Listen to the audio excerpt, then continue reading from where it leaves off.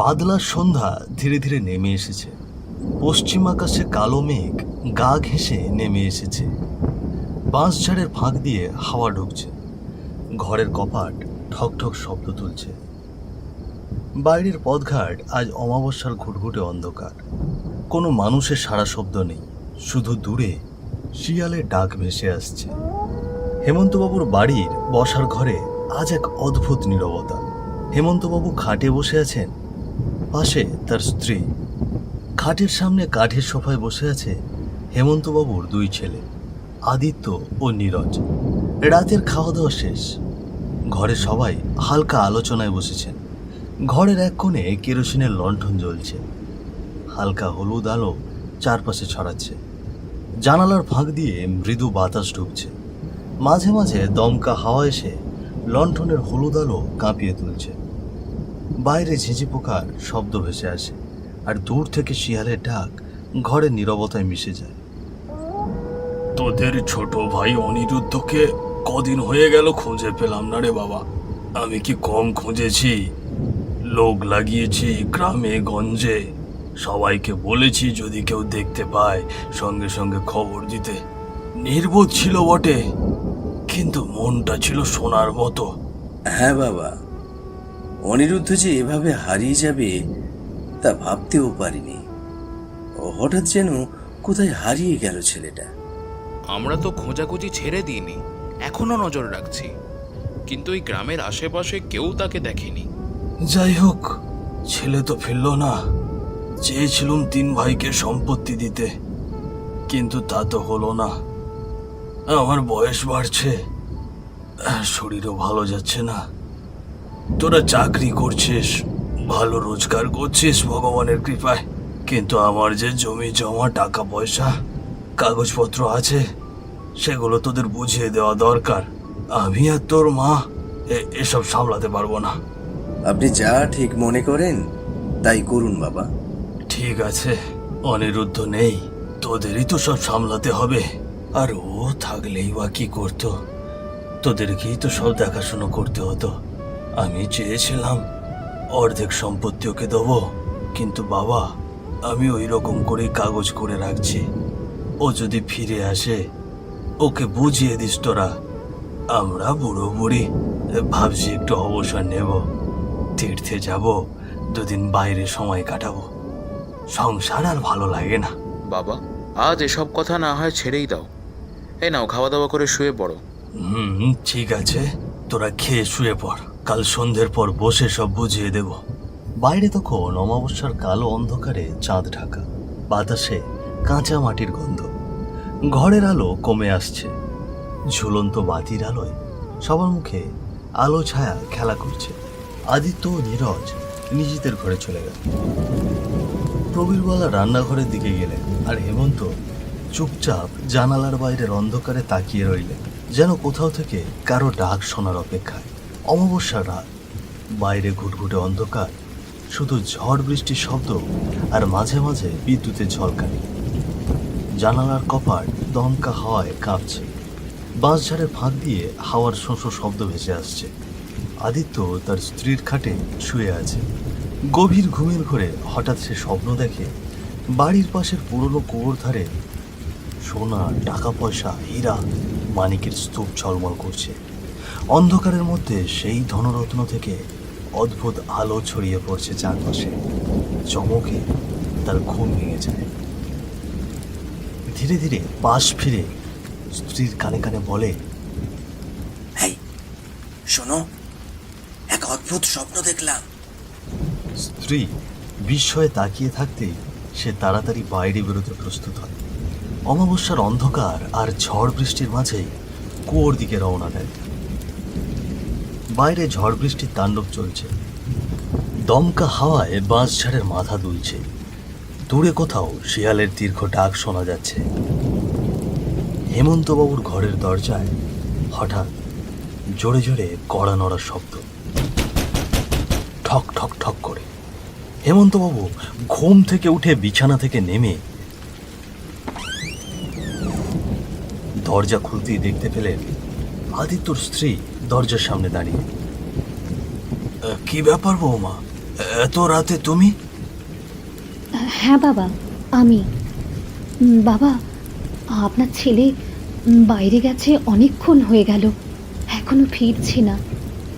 কি বলছো বৌমা? কোথায় গেল? তোমাকে কিছু বলে গেছে কি? না বাবা, তবে ঘুমের ঘোরে কি জানি স্বপ্ন দেখেছিল, ফিসফিস করে কিছু বলে বেরিয়ে গেল। হ্যাঁ, আমি তো তখন খেয়াল করিনি, কিন্তু অনেকক্ষণ হয়ে গেল ফিরছে না দেখে খুব চিন্তা হচ্ছে বাবা, তাই আপনার কাছে আসলুম। চল মা দেখি, এই ঝড় বৃষ্টিতে কি বেরোবার কথা। হেমন্তবাবু টর্চ লাইট আর ছাতা হাতে নিলেন। বৃষ্টির ভেতর ছাতা ধরে পায়ের তলায় কাদা, ছপ ছপ শব্দ তুলে এগোলেন দুজন। টর্চের আলোয় ভিজে গাছপালা, কুয়াশার মতো বৃষ্টির পর্দা, সব মিলিয়ে ভয়ঙ্কর এক দৃশ্য। তারা দুজনেই বাড়ির পিছনের রাস্তা ধরে এগোতে থাকে। হঠাৎ কুয়োর ধারে আলো পড়তেই জমে গেল তাদের পা।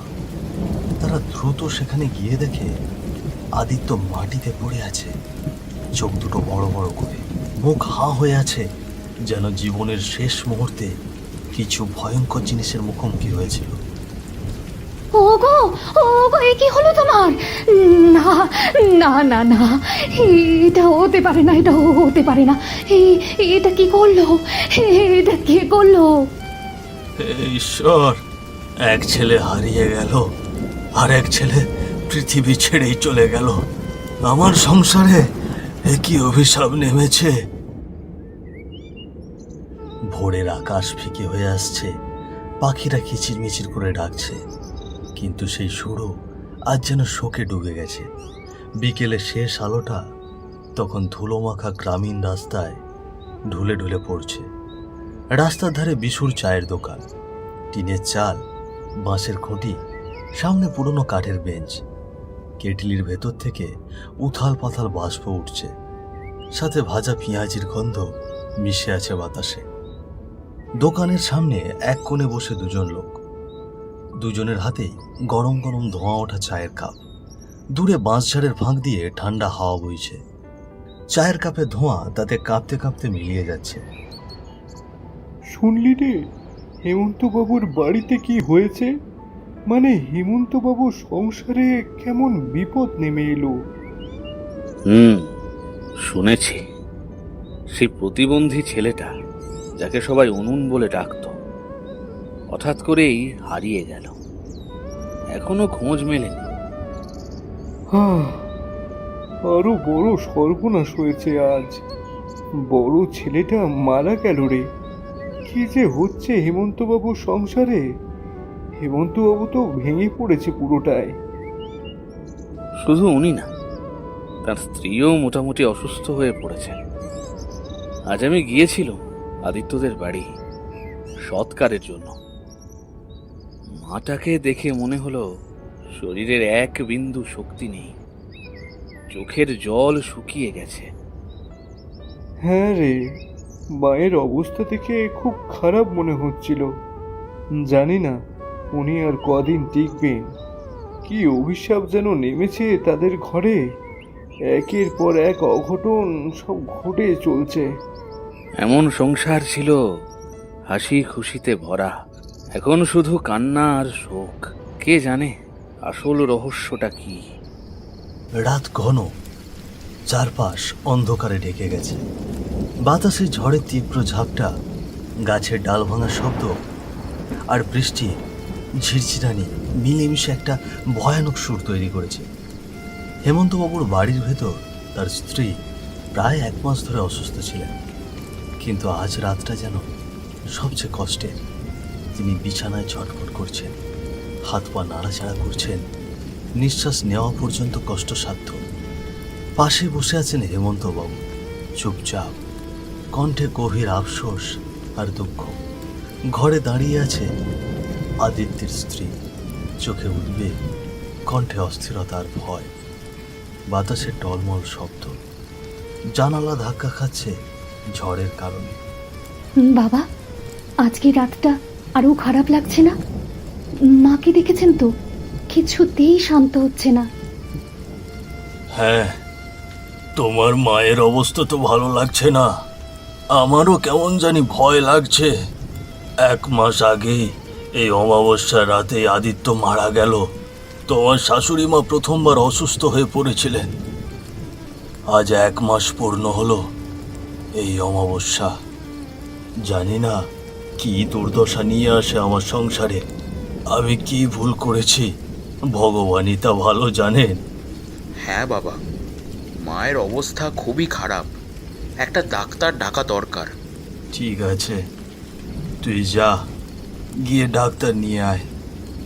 একটা ছাতা নিয়ে যাস, বাইরে প্রচুর বৃষ্টি হচ্ছে। নীরজ হাতে টর্চ লাইট, মাথায় ছাতা নিয়ে মায়ের জন্য ডাক্তার ডাকতে বেরিয়েছে। বৃষ্টির ফোঁটা ছাতায় পড়ে টুপটাপ শব্দ করছে। শুরুতে তার মাথায় একটাই চিন্তা, যত তাড়াতাড়ি সম্ভব ডাক্তার নিয়ে আসতে হবে। অমাবস্যা রাত, এমনিতেই এই রাতকে লোকে ভালো বলে না। গ্রামের রাস্তাঘাটে ঘুটঘুটে অন্ধকার, আর তার সঙ্গে তীব্র ঝড় বৃষ্টি। এই কারণে পুরো এলাকা যেন আরো বেশি নির্জন। কদাচিৎ কারো ছায়াও চোখে পড়ে না। চারিদিক ভিজে একাকার, কাদামাখা রাস্তায় জল জমে আছে। দূরে কোথাও ব্যাঙের একটানা ডাক, গ্যাঙর গ্যাঙর করে। আর মাঝে মধ্যে ভেসে আসছে শিয়ালের করুণ হাহাকার। নীরজ রাস্তার মাঝামাঝি এসে টের পায় পিছনে যেন কারো পায়ের শব্দ হচ্ছে। কখনো মনে হয় কেউ ধীরে ধীরে হাঁটছে, আবার কখনো পাশ দিয়ে একটা ছায়া সরে যায়, যেন ভিজে মাটিতে শব্দ তুলে মিলিয়ে গেল। নীরজ প্রথমে এইসব উপেক্ষা করে দ্রুত পা বাড়ায়, কিন্তু বুকের ভেতর ধুকপুকানি একটু বেড়েই যায়। সে পিছনে তাকায়, কিছু দেখতে না পেয়ে আবার সামনে এগোতে থাকে। হঠাৎ একটা অদ্ভুত মধুর সুরে পেছন থেকে আওয়াজ আসে, দাদা দাদা, আমার একা ফেলে কোথায় যাচ্ছ তুমি? নীরজ থমকে দাঁড়ায়। মুহূর্তে তার বুকের ভেতর যেন কিছু একটা বিস্ফোরণ হয়ে গেল। একটা অদৃশ্য হাত হঠাৎ ভেতরের সব রক্ত একসাথে কাঁপিয়ে দিল। মনে হলো বুকের ভেতর ফেটে যাচ্ছে, হৃৎপিণ্ড আচমকা লাফিয়ে উঠল। গলার শ্বাস আটকে গেছে, কণ্ঠটা তার চেনা। এ তো অনিরুদ্ধর গলা, কিন্তু অনিরুদ্ধ তো অনেক আগেই। নীরজ এক ঝটকায় পিছন ফিরে তাকালো, কিন্তু চারপাশে শুধু ঝড় বৃষ্টিতে দুলতে থাকা গাছ, ভেজা অন্ধকার, আর রাস্তার পাশে কাঁপতে থাকা গাছের ছায়া। বুকের ভেতর ঠান্ডা হাওয়া ঢুকে কাঁপিয়ে দিল তাকে। একবার বামে তাকালো, একবার ডানে, কোথাও কেউ নেই। তার মনে হলো হয়তো এই বৃষ্টির শব্দ, এই ঝড়ের তাণ্ডবই ভুল শুনছে। মাথা নাড়ল, আবার হাঁটতে শুরু করলো। ঠিক তখনই, দাদা দাদা দাদা, তুমি আমাকে দেখতে পাচ্ছ না? আমাকে রেখে চলে যাচ্ছ? এই আওয়াজটা এবার যেন খুব কাছে, একদম কানের পাশ দিয়ে ভেসে গেল। নীরজের হাঁটার গতি থেমে গেল। টর্চের আলো কাঁপতে লাগলো তার হাতে। বুকের ভেতর ধুকপুকানি এত বাড়তে লাগলো যেন বাইরে থেকেও শোনা যায়। হঠাৎ বৃষ্টির ফোঁটার ভেতর থেকে ধীরে ধীরে কিছু একটা নড়তে শুরু করলো। একটা অস্পষ্ট অবয়ব, প্রথমে শুধু ছায়া, তারপর যেন অন্ধকার ছিঁড়ে আসতে লাগলো। একটা বিকৃত মুখ, হাত পা বাঁকা, চোখ রক্ত লাল, ঠোঁটে অদ্ভুত এক হাসি। প্রচন্ড বৃষ্টি পড়ছে, তবুও তার শরীরে এক ফোঁটা জল লাগছে না। নীরজের চোখ বড় বড় হয়ে গেল, গলা শুকিয়ে কাঠ, ঠোঁট নড়ছে কিন্তু শব্দ বেরোচ্ছে না। যেন সামনে দাঁড়িয়ে থাকা মৃত্যু আস্তে আস্তে তার দিকে হাত বাড়াচ্ছে। ও অনিরুদ্ধ, তুই আজ এখানে? তোকে তো আমি... তোমরা আমার সঙ্গে কি করেছিলে দাদা? আজ অমাবস্যার রাতে তোমাকেও আমার সঙ্গী করব। আমি আদিত্য দাদাকেও আমার সঙ্গে নিয়েছি, তোমাকেও নেব। আমার যে একা থাকতে খুব ভয় করে গো দাদা। তুই আদিত্যর দাদাকে মেরেছিস? হ্যাঁ, আমি দাদাকে মেরেছি। তোমরা কি করেছিলে আমার সঙ্গে? আমার রক্ষা ছিল না, আমি তো প্রতিবন্ধী ছিলাম। হাত পা বাঁকা, মাথাও ঠিক ছিল না, তবুও তোমরা। কথা শেষ না হতেই অনিরুদ্ধর মুখ ভয়ঙ্কর বিকৃত হয়ে যায়, দাঁত বেরিয়ে যায়, চোখের পাতা উল্টে সাদা হয়ে যায়। বাতাস হঠাৎ আরো ঠান্ডা হয়ে যায়। নীরজ হোঁচট খেয়ে দৌড়ে পালাতে শুরু করে। বাঁচাও, বাঁচাও আমাকে, বাঁচাও! কে আছো? বাঁচাও, বাঁচাও আমাকে, বাঁচাও! সে বাড়ির উঠোনে ঢুকে পড়তেই হেমন্ত বাবু আর আদিত্যের স্ত্রী ছুটে বেরিয়ে আসে। কি হয়েছে, কি হয়েছে নীরজ? তুই এরকম হাঁপাতে হাঁপাতে দৌড়চ্ছিস কেন? বাবা, ও বাবা, দেখো না, এই যে অনিরুদ্ধ। অনিরুদ্ধের আত্মা ধীরে ধীরে তাদের সামনে আসে। বৃষ্টির মধ্যে হাওয়ায় ভাসছে সে। অনিরুদ্ধ, তুই এই অবস্থা কেন বাবা? তুই তো কোথায় হারিয়ে গিয়েছিলি? কোথায় ছিলি? না বাবা, আমি হারিয়ে যাইনি, আমাকে ওরা মেরে ফেলেছে। ওরা খুব লোভে। কি কি বলছিস এসব? তুই? সেই জমির কথা মনে আছে বাবা? তুমি ভাগাভাগির কথা বলেছিলে।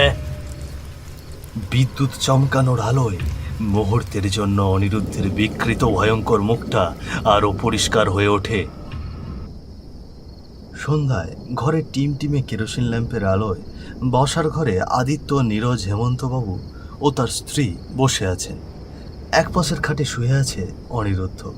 হাত পা অস্বাভাবিকভাবে বেঁকে আছে, মুখে স্থায়ী এক বেঁকে যাওয়া অভিব্যক্তি, চোখ দুটো শূন্যে স্থির।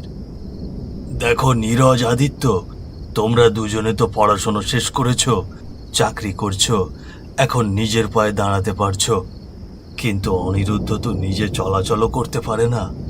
ওর তো একটা ভবিষ্যৎ দরকার। তোমাদের পড়াশুনো শিখিয়েছে, চাকরি দিয়েছি, ও তো কিছু শেখেনি, কিছু করতে পারবে না। তাই আমি একটা সিদ্ধান্ত নিয়েছি, সংসারের সমস্ত দায়ভার তোমরা দুজনে নেবে। আমার অর্ধেক জমি আমি অনিরুদ্ধর নামে লিখে দেব, বাকিটা তোমরা দুই ভাইয়ে ভাগ করে নেবে। হেমন্তবাবুর মুখের দিকে তাকিয়ে তারা সম্মতি জানালেও চোখ মুখে ভরল ভারী এক অস্বস্তি। মনে মনে জন্ম নিল তীব্র হিংসা, প্রতিরোধের আঁচ। ঘর ছেড়ে বেরিয়ে এসে অন্ধকার আঙিনায় দাঁড়ালো নীরজ ও আদিত্য। আকাশটা ভারী হয়ে আছে, বিদ্যুৎ চমকাচ্ছে। আমরা খেটে মরবো, সারা জীবন সংসারের দায়ভার বইব, আর ওই শুয়ে থাকা সাহেব বাবার অর্ধেক সম্পত্তির মালিক হবে। আমি ভেবেছিলাম বাবা আমাদের দুজনের মধ্যে সব সম্পত্তি ভাগ করে দেবে, কিন্তু না, শালা ওই কুড়োটা বাবার অর্ধেক সম্পত্তির মালিক হবে আর আমাদের তরি ঘুরিয়ে ঘুরিয়ে চালাবে। না রে, না না না, ওকে বাঁচিয়ে রাখা কোনো মতেই যাবে না। তাহলে ঠিক আছে, আগামী অমাবস্যার রাতেই সব শেষ হবে। সে রাতে লোকজন তেমন একটা বাইরে থাকে না। দুজনের চোখে মুখে ফুটে উঠল এক বিকৃত দৃঢ়তা। তারা জানে এই রাতেই অনিরুদ্ধ জীবনের পর্দা নামবে। চাঁদহীন অন্ধকার আকাশ, ভারী মেঘে চেপে আছে চারপাশ। দূর থেকে শেয়ালের ডাক ভেসে আসে, ঘরের ভেতর নিস্তব্ধতা, শুধু কেরোসিন ল্যাম্পের কম্পিত শিখা। অনিরুদ্ধ খাটে শুয়ে আধো ঘুমে হালকা শ্বাস নিচ্ছে। দরজাটা আস্তে করে খুলল নীরজ ও আদিত্য। মুখে চাপা দৃঢ়তা, পায়ের শব্দ না তুলে এগিয়ে এলো খাটের দিকে। দাদা, এত রাতে কেন? চল রে, আজ বাবার অর্ধেক সম্পত্তির ভাগ দেব তোকে। তাদের কথা বোঝার আগেই নীরজ অনিরুদ্ধের মুখে বালিশ চেপে ধরল, আর আদিত্য তার পা চেপে ধরে থাকলো। অনিরুদ্ধ কেঁপে উঠল, গলা দিয়ে অস্পষ্ট গোঙানি শব্দ বেরোলো। চোখে ভয় আর মুখ মেখে গেল আরো অদ্ভুতভাবে। বাবা, কেন? তারপর কি করলো আমার সাথে? তারা তখনও থেমে যায়নি। সেই অমাবস্যার অন্ধকার রাতে আমার শরীরে ভারী ইট বেঁধে আমাকে কুয়োর গভীরে ফেলে দিল, যেন কেউ আমাকে খুঁজে না পায়, দেখতে না পায়। আর তোমরা সবাই ভেবেছিলে আমি হারিয়ে গেছি। হেমন্তবাবুর বুকের ভেতর যেন ছুরি বিঁধে যায়, চোখে জল এসে ঝাপটা হয়ে যায় চারপাশ, কণ্ঠ কেঁপে ওঠে। ওহ নীরজ, তোরা এটা করতে পারলি? কি করে করলি এটা এই অবুঝ নির্বোধ প্রতিবন্ধী ছেলেটার সাথে? তোরা যে শিক্ষার মর্যাদা রাখলি না। আমি তোদের পড়াশোনা শিখিয়েছি, জীবনের পথ দেখিয়েছি, আর এই হলো তোদের শিক্ষা। আমার এই ছোট ছেলে, সে স্বাধীনভাবে বাঁচতে পারে না, এই পৃথিবীর সবার থেকে আলাদাও। তার নিজের কোনো বোধ শক্তি নেই। আর তোরা এসব করতে পারলি কি করে? আর তোরা কিভাবে এমন অন্যায় করলি? তোদের বুকটা কি একবারও কেঁপে ওঠেনি? ছি ছি ছি ছি ছি! আমি লজ্জিত। আমার নিজের সন্তানদের দেখে আমার লজ্জা লাগে। হেমন্তবাবুর চোখে জল, কণ্ঠে ক্রোধ আর দুঃখ সব মিলেমিশে একটি গভীর হতাশার আওয়াজ দিচ্ছে। তিনি নিজেই জানেন এই ধিক্কার একমাত্র শিক্ষার জন্য, কিন্তু অন্তরে একটাই ব্যথা, তার ছোট ছেলের জন্য, যাকে সে জীবনের শুরু থেকেই আলাদা ভালোবেসেছে। তাহলে বাবা, তুমি বলো, ওদেরকে কি ছেড়ে দেওয়া উচিত হবে? আমি বেঁচে থাকতে নির্বোধ ছিলাম, শক্তিহীন ছিলাম, কিন্তু এখন আর তা নয়। আমি ওকে ছাড়বো না বাবা। আমি এখানে ওকে শেষ করব। দেখ ভাই, আমাকে মাফ করে দে। আমরা লোভে পড়ে ভুল কাজ করে ফেলেছি। তুই তোর দাদাকে মেরে ফেলেছিস, এখন যদি তুই আমাকেও মেরে ফেলিস, বাবা মার মুখাগ্নি করার জন্য আর কেউ থাকবে না। তাদের দিকে তাকিয়ে আমাকে একবারের জন্য মাফ করে দে। আমি কথা দিচ্ছি, দায়িত্ব সহকারে বাবা মাকে দেখব। আমি জানি রে, আমি বড্ড ভুল করে ফেলেছি। তুই দয়া করে আমাকে মাফ করে দে। না না, তোদের মতো ছেলের আমার দায়িত্ব নিতে হবে না। আমার মরে যেতে ইচ্ছা করছে। আমার ছেলেদের মধ্যে এমন লোভ জেগেছিল যে তারা সম্পর্কের মর্মটুকুও বোঝেনি। না বাবা, তুমি এরম বলো না। আমি নিজের ভুল বুঝতে পেরেছি। বাবা, তুমি আমাকে মাফ করে দাও। বাবা, তুমি আমাকে মাফ করে দাও। ঠিক আছে দাদা, তুমি যখন বাবা মার দায়িত্ব নিতে চাইছো, তাহলে তুমি বেঁচেই থাকো। আর কোনোদিন যদি এইরকম লোভ করে বাবা মার সঙ্গে খারাপ ব্যবহার করো, তাহলে কিন্তু আমি তোমাকে ছেড়ে দেব না। আমি কিন্তু এখন আর সেই আগের মতো অসহায় আর নির্বোধ নই, সেটা মনে রেখো। এই কথা বলতে বলতে অনিরুদ্ধের আত্মা বৃষ্টির মধ্যে অন্ধকারে মিলিয়ে গেল। আকাশটা জোরে জোরে গর্জে উঠে জানিয়ে দিল এই কষ্টের প্রতিচ্ছবি। আমরা বুঝলাম সম্পর্ক শুধুই টাকা পয়সা বা লোভ দিয়ে চলে না। সত্যিকারের দায়িত্ব, ভালোবাসা আর মানবিকতা কখনো অবমূল্যায়ন করা যায় না। কখনো নিজের স্বার্থে অন্যের ক্ষতি করা উচিত নয়। আর স্বার্থের সাথে সম্পর্কের কোনো তুলনা হয় না। আর মানুষ হারালে আর ফিরে আসে না। সেই শিক্ষা চিরকাল মনে রাখা প্রয়োজন।